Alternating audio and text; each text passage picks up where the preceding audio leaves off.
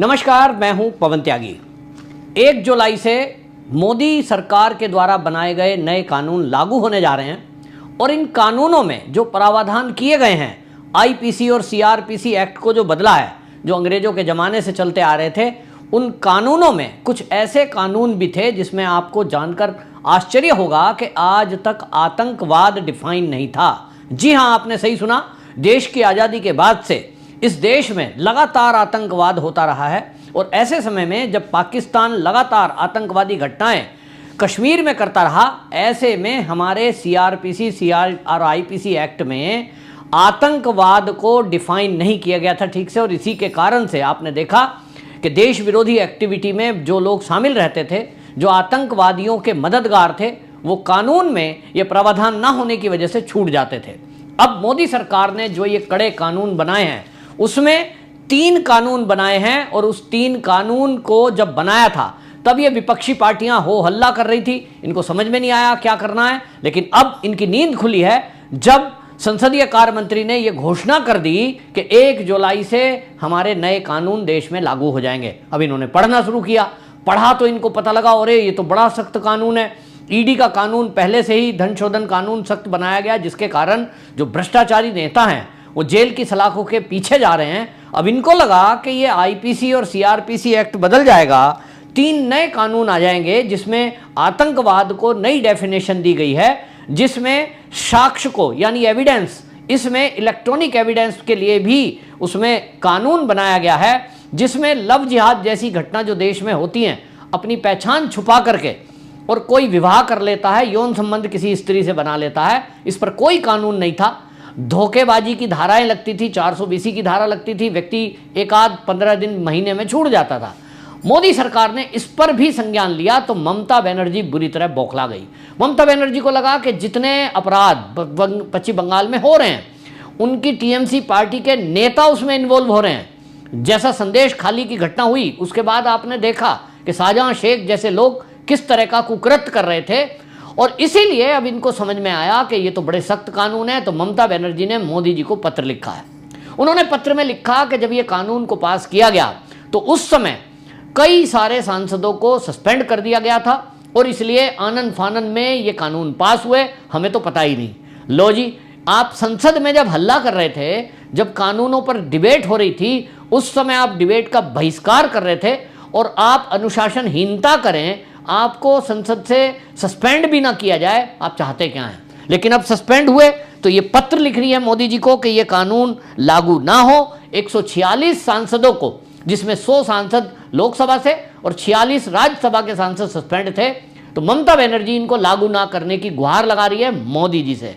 अब इस पत्र का कोई असर होना नहीं है, तो पी चिदम्बरम के पास वो गई हैं, क्योंकि वो एडवोकेट भी हैं, उनसे सलाह मशवरा करिए। इन लोगों ने अपनी एक कमेटी बना दी और अब जब कमेटी बनाई, सारे ये इंडिया गठबंधन के जो वकील हैं ये जुटे और इन्हें लगा कि ये तो भाई मामला बड़ा कठिन हो गया है। अब इनके जो फॉलोवर दुनिया भर में अपराध करते घूम रहे हैं, लव जिहाद की इतनी घटनाएं हुई, सोशल मीडिया पर आप देखें पोस्ट डाली जा रही है, और सोशल मीडिया पर पोस्ट डालना, देश विरोधी पोस्ट डालना, किसी के बारे में कुछ भी कह देना, सामाजिक ऐसा विद्वेष फैला देना, दंगे भड़का देना, उस पर कोर्ट में केस जाता है।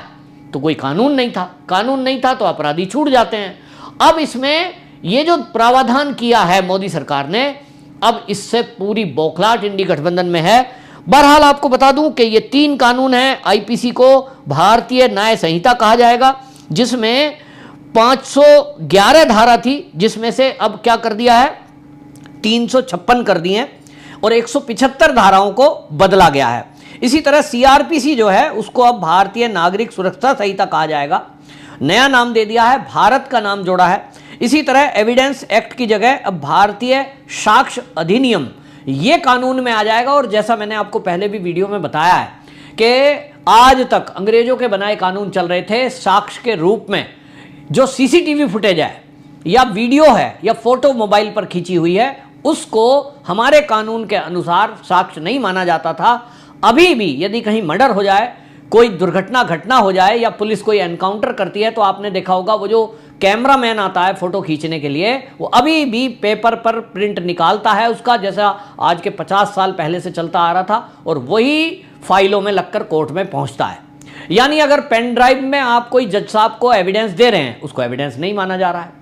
अब इस नए प्रावधान को करने की आवश्यकता थी, क्योंकि आधुनिक जमाना है, यहां एआई का जमाना चल रहा है, 5G से 6G आने वाला है, 7G आने वाला है, और देश के कानून वही सड़े गले। आपको पता है सुप्रीम कोर्ट के जाने माने मेरे मित्र हैं, वकील हैं, वो हमेशा, अश्वनी उपाध्याय, इस बात को उठाते रहे।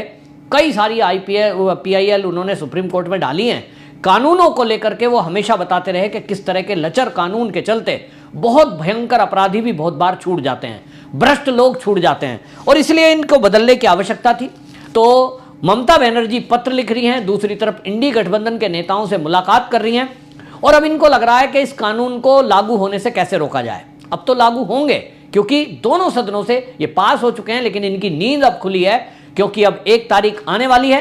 अब देखते हैं, इसको ये टूल किट बनाएंगी, लेकिन मैं आप सबको बताने वाला हूं कि इस कानून में है क्या। जैसे मैंने कहा, 3 कानून में बदलाव किया गया है, सारे 3 में 3 उनके नाम बदले गए हैं, IPC, CRPC, एविडेंस एक्ट, और उसमें भारतीय नाम दे दिया है। जैसा मैंने कहा, भारतीय न्याय संहिता IPC को कहा जाएगा, CRPC की जगह भारतीय नागरिक सुरक्षा संहिता, एविडेंस एक्ट की जगह भारतीय साक्ष्य अधिनियम। तो भाई हमारा नाम, अंग्रेजों का नाम हम क्यों रखें? अब आपको मैं बताता हूं कि उसमें जयराम रमेश कांग्रेस के हैं, वो कह रहे हैं कि ये जो तीनों कानून हैं, इसको संसद की पुनर्गठित समिति जो है, पहले उसके द्वारा समीक्षा होनी चाहिए। जयराम रमेश जी, आप कहां सो रहे थे उस समय जब मोदी सरकार इस पर डिबेट कर रही थी? अमित शाह खड़े होकर सदन के अंदर एक एक कानून के बारे में बता रहे थे, तब तो आप वॉकआउट कर रहे थे। आपको संसद की किसी कार्रवाई से कोई लेना देना है नहीं, आपको केवल हल्ला करना है। अभी भी अगर आप ऐसा करेंगे, तीसरी मोदी का तीसरा टर्म चल रहा है, जैसा राहुल गांधी कह रहे हैं कि संसद का इस बार का सत्र कुछ अलग होगा, तो आपने हल्ला मनाने का प्रोग्राम किया है तो आप करें।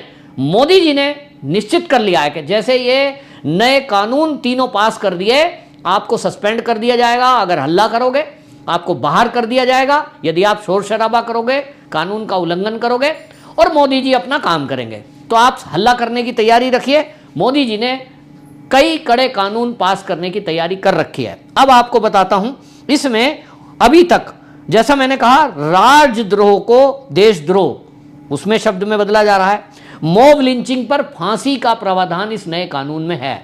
मॉब लिंचिंग की बहुत सारी घटनाएं हुई, और आपको बता दूं, इंडी गठबंधन खास तौर पे बीजेपी शासित राज्य में यदि मॉब लिंचिंग हो जाए, उस पर बीजेपी को घेरता था। अब मोदी सरकार ने यह तय कर दिया कि यदि भीड़ किसी को घेर कर मारती है, तो उसमें मॉब लिंचिंग में जो भी लोग इन्वॉल्व होंगे उनको फांसी तक की सजा होगी। यौन हिंसा के मामले में यदि रेप होता है यानी किसी के साथ, तो उसमें महिला ही मजिस्ट्रेट बयान दर्ज करेगी, लड़की या महिला के, और पुलिस की अधिकारी भी महिला ही होगी। ये कंपलसरी कर दिया गया है। अभी तक नहीं था, कई बार जज पुरुष होते थे सुनवाई के दौरान, लेकिन अब यह प्रावधान कर दिया गया है।